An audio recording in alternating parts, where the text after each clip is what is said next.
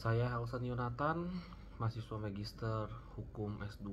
Kali ini saya dalam vlog yang akan saya bawakan ini akan membicarakan mengenai leasing atau sewa guna usaha yang biasa kita sebut sebagai dengan leasing di kehidupan kita sehari-hari. Oke, pengertian leasing itu adalah sewa guna usaha menurut keputusan Menteri tahun 2000. Nah, sewa usaha ini mempunyai beberapa kegiatan. Nah, kegiatan pembiayaan ini yang akan coba saya jelaskan dalam bentuk yang lebih ringan dan sederhana.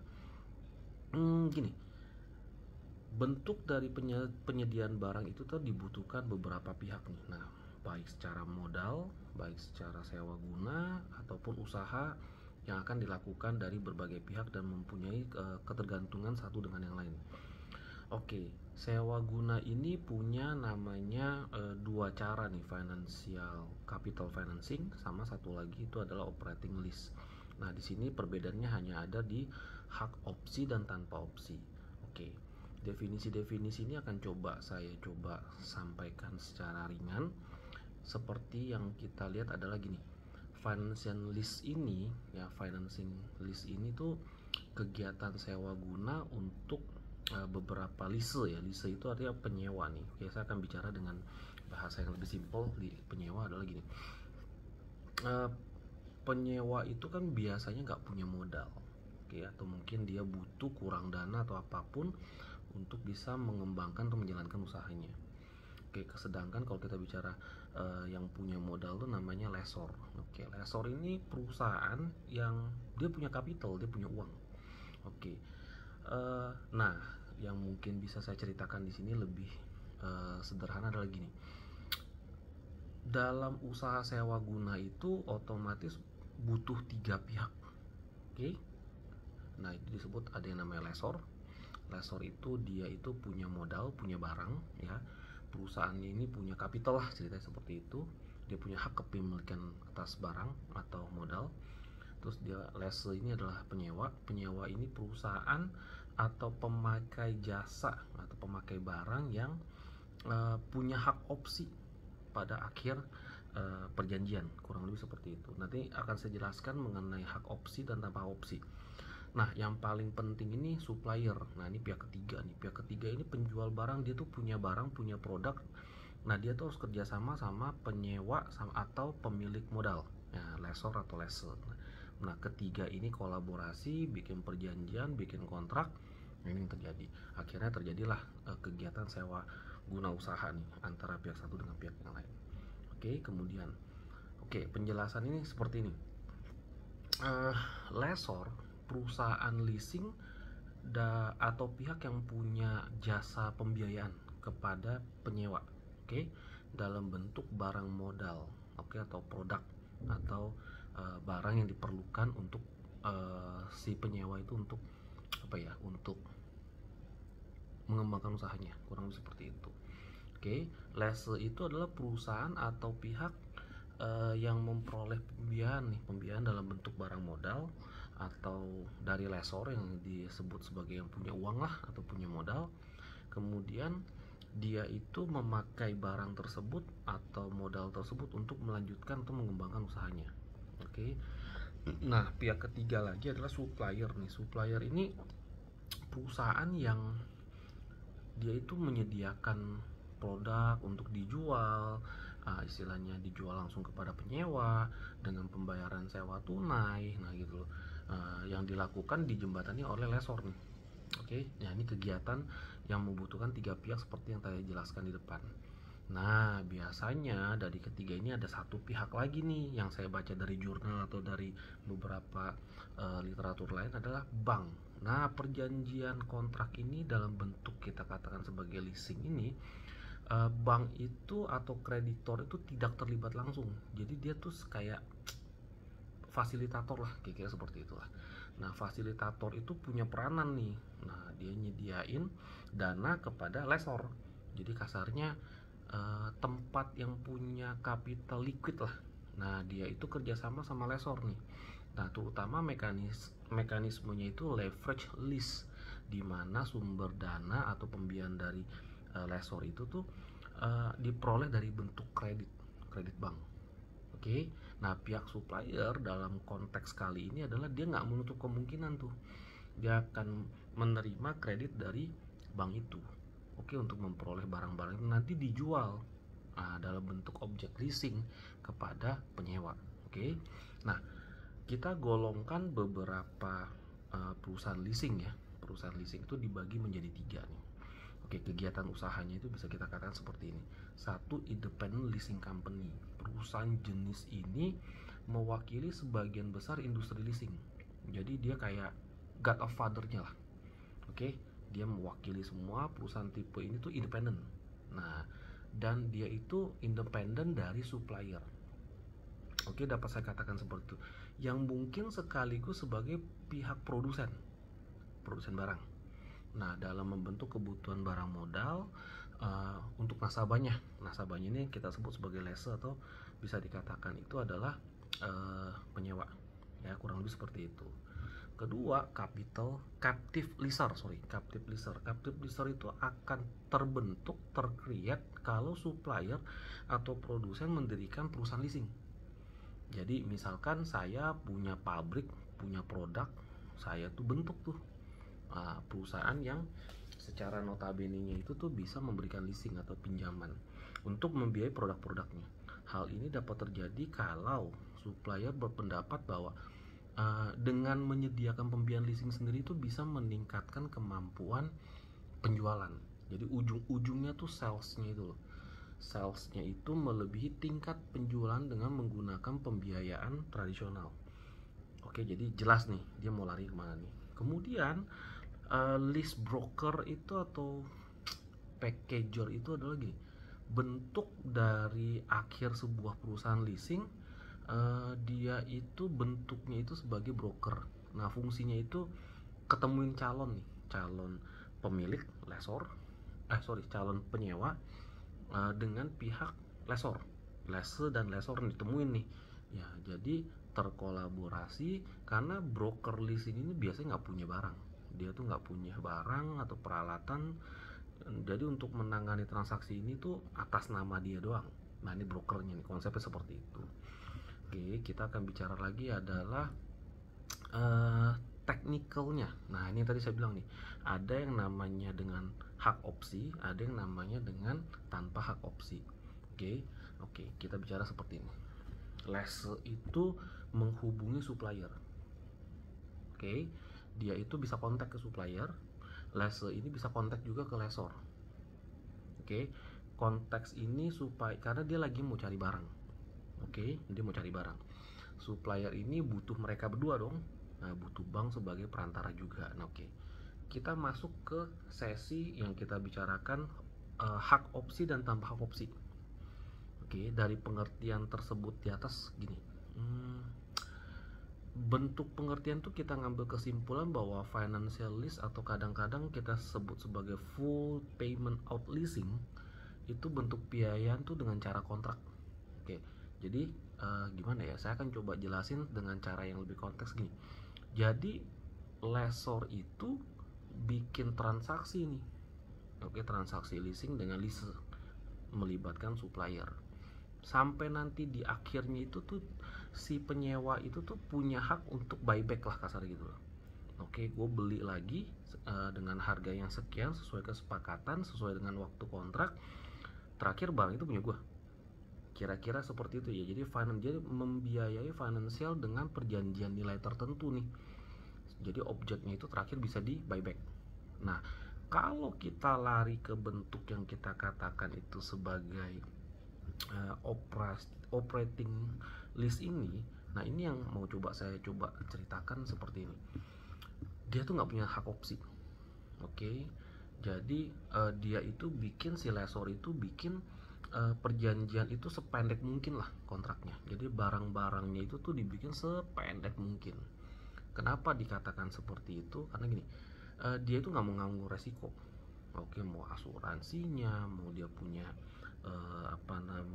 pajak dan lain-lain. Ujung terakhir nggak bisa di buyback.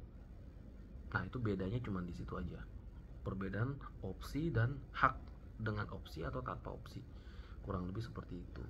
Nah, kita ini mau cerita soal direct financial lease. Jadi financial lease ini tuh kita katakan bisa bentuk transaksi leasing di mana lessor itu ngebeli barang atas permintaan dari penyewa. Nah, penyewa itu milih tuh, ngasih spesifikasi, saya mau bentuknya seperti ini, mau warnanya seperti ini. Penentuan harga itu dari jadi dia udah ngecek nih, oke, saya mau barang ini, produk ini, bentuk seperti ini, kemudian dia jual tuh ke lessor. Lucu kan? Direct financial lease nih.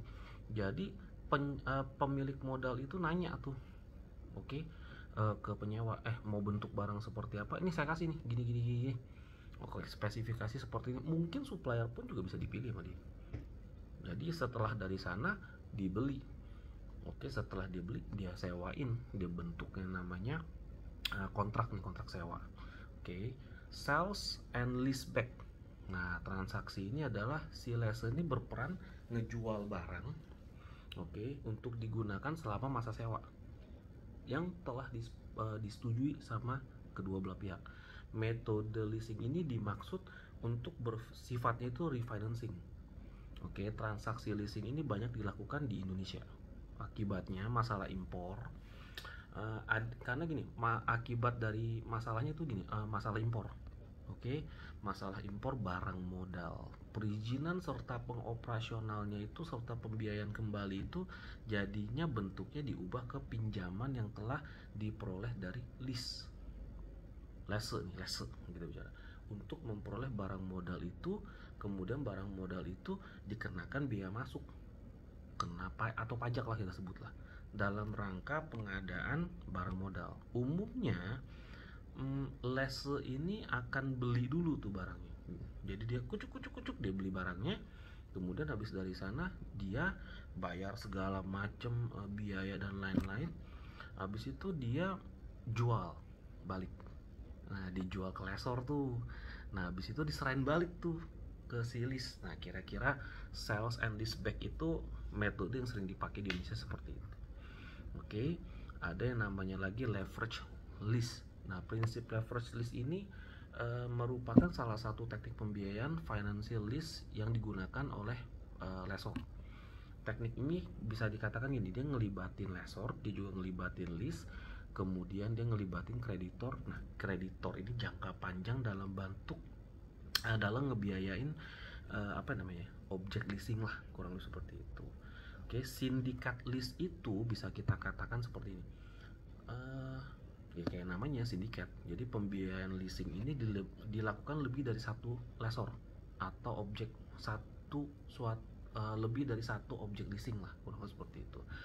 Kejadian ini bisa terjadi karena alasan-alasan dari resiko yang tidak bersedia nih, atau nggak mau kejadian lah, nggak punya kemampuan lah, kasar gitu, kemampuan pendanaan untuk menutupi diri lah, gimana ya, menutupi sendiri transaksi leasing yang nilainya gede nih.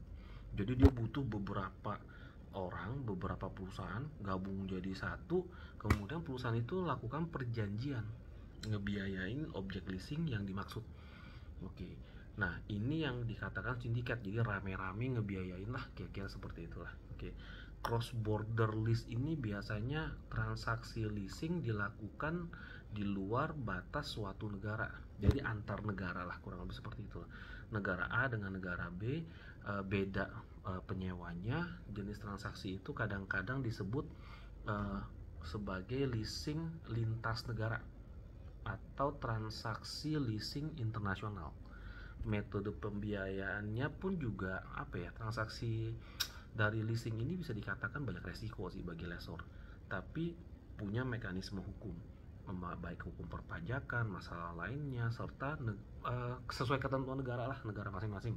Nah, biasanya cross border ini tuh supaya terjadi transaksi dua negara. Saya pernah ngalamin satu buah kejadian, butuh barang dari negara A, Indonesia butuh, mereka kerjasama, tapi bentuknya itu nyewa.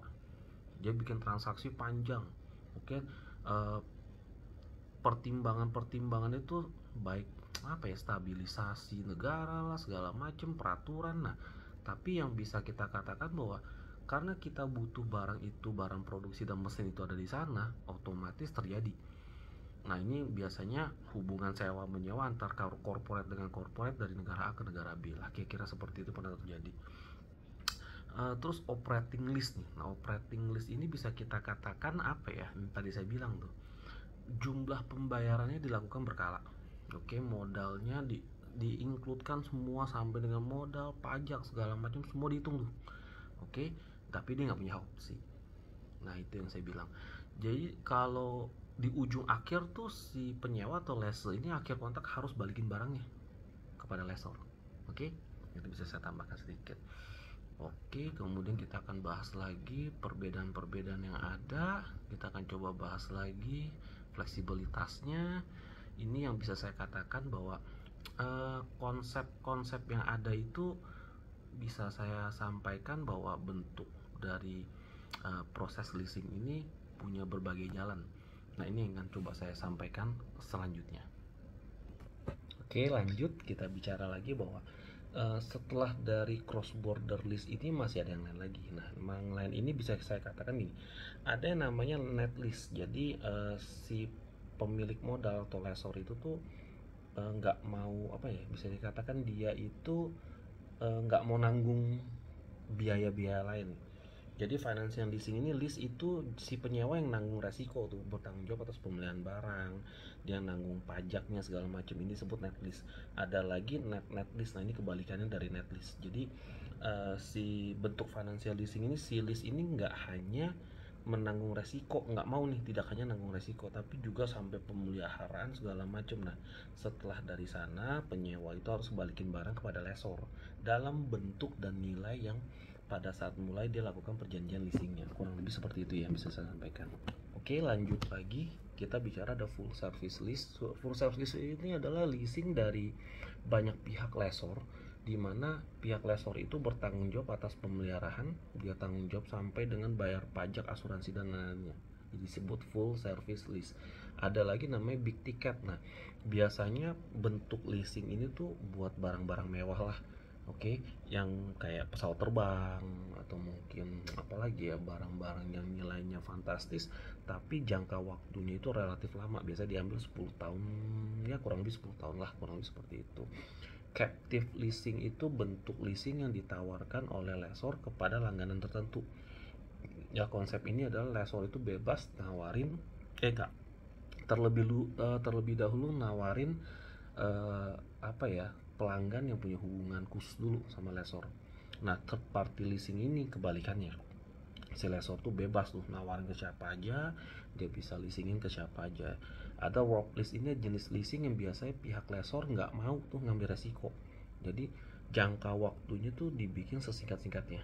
Oke, straight payable lease, season lease, return on investment list. Nah, ini yang saya baca dari buku yang diberikan oleh Dr. Diana Napiputulu. Jika nanti ada pertanyaan-pertanyaan yang lebih atau istilahnya lebih konkret, nanti akan dijelaskan di YouTube atau mungkin bisa tanya langsung ke beliau. Kurang lebih ini bisa saya sampaikan. Terima kasih, selamat malam.